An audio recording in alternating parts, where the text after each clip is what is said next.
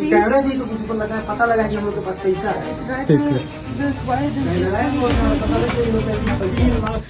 उत्तराखंड के शांत पहाड़ों में जब सैलानी आते हैं तो सुकून की तलाश में होते हैं। ठंडी हवा, झरनों की आवाज और हिमालय की गोद में कुछ सुकून भरे पल।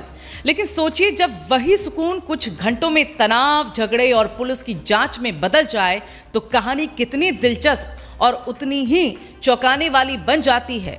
जी हां, चमोली जिले के मंडल क्षेत्र से एक ऐसा ही मामला सामने आया जिसने होमस्टे कल्चर और टूरिज्म सेक्टर दोनों पर सवाल खड़े कर दिए हैं। मामला है विदेशी पर्यटकों, उनके भारतीय ट्रैवलर गाइड और एक होमस्टे मालिक के बीच झगड़े का। झगड़ा भी ऐसा कि बात बिल से शुरू होकर पुलिस थाने तक पहुंच गई। दरअसल मंगलवार की सुबह थी। विदेशी नागरिक अपने गाइड्स के साथ चमोली के एक खूबसूरत होमस्टे से निकलने की तैयारी में थे। चारों ओर हरियाली, शांत पहाड़ी रास्ते और उस शांति के बीच एक आवाज गूंजी, बिल दीजिए पहले, बिना पेमेंट गए तो नहीं चलेगा। ये आवाज थी होमस्टे मालिक राकेश तनेजा की। वो अपने गेस्ट से 17 अक्टूबर से अब तक ठहरने और खाने का करीब 10,000 रुपए का बिल मांग रहे थे। सामान्य सी बात लगती है, लेकिन यहीं से विवाद की शुरुआत हो जाती है। झारखंड के रहने वाले संदीप कुमार और अरविंद दास, जो विदेशी नागरिकों के साथ बतौर ट्रैवल गाइड काम कर रहे थे, उन्होंने आरोप लगाया कि बिल को लेकर शुरू हुई बहस अचानक झगड़े में बदल गई। बात इतनी बड़ी कि दोनों पक्षों में हाथापाई की नौबत तक आ गई।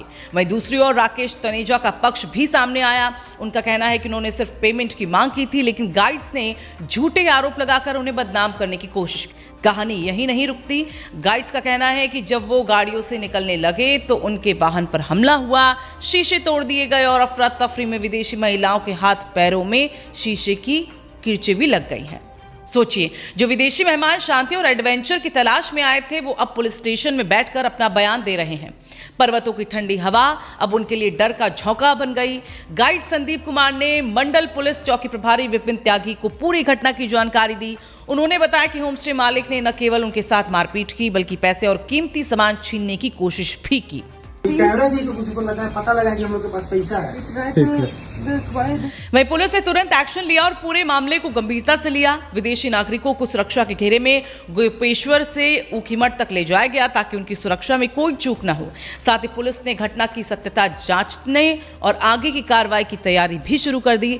अब बड़ा सवाल यहाँ पर यह उठता है कि क्या उत्तराखंड की बढ़ती होमस्टे कल्चर में इस तरह की घटनाएं उस भरोसे को तोड़ रही हैं जो राज्य की टूरिज्म पहचान की नींव है? क्योंकि जब विदेशी पर्यटक आते हैं तो वो सिर्फ हिमालय देखने नहीं आते, बल्कि हमारी मेहमानवाजी का अनुभव भी करने आते हैं। अतिथि देवो भव, यही वो भावना है जो उत्तराखंड की आत्मा में बसती है। लेकिन अगर एक बिल के विवाद से पूरी छवि धुंधली पड़ जाए तो ये सिर्फ एक विवाद नहीं, बल्कि हमारी जिम्मेदारी पर सवाल है।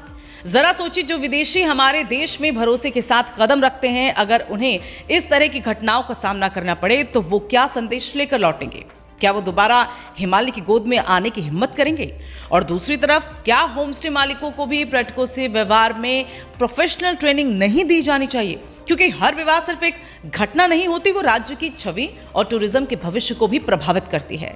हालांकि इस खबर पर अपडेट भी आ गया है कि इस मामले में अब सुलहनामा हो चुका है। उस सुलहनामा की तस्वीरें भी हम आपको दिखा रहे हैं, जिसमें आप पढ़ सकते हैं कि किस तरह से किन शब्दों में शिकायतकर्ता ने अपनी शिकायत आखिरकार वापस ले ली है।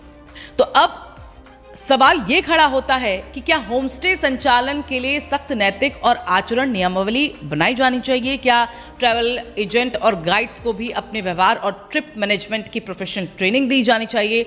और सबसे अहम, क्या विदेशी सैलानियों की सुरक्षा के लिए स्पेशल मॉनिटरिंग सिस्टम जरूरी नहीं हो गया? क्या आपको क्या लगता है, इस विवाद में गलती आखिरकार किसकी है? क्या ये सिर्फ पैसों का झगड़ा था या हमारे सिस्टम की कमजोरियों की एक झलक? अपनी राय कमेंट बॉक्स में जरूर बताएं। अगर आपको ये स्टोरी सोचने पर मजबूर करती है तो वीडियो को लाइक करें, शेयर करें और ऐसी ही रोचक और जागरूकता बढ़ाने वाली कहानियों के लिए हमारे चैनल को सब्सक्राइब करना ना भूलें, क्योंकि हर खबर के पीछे होती है कहानी और हर कहानी में होता है सच्चाई का एक नया पहलू।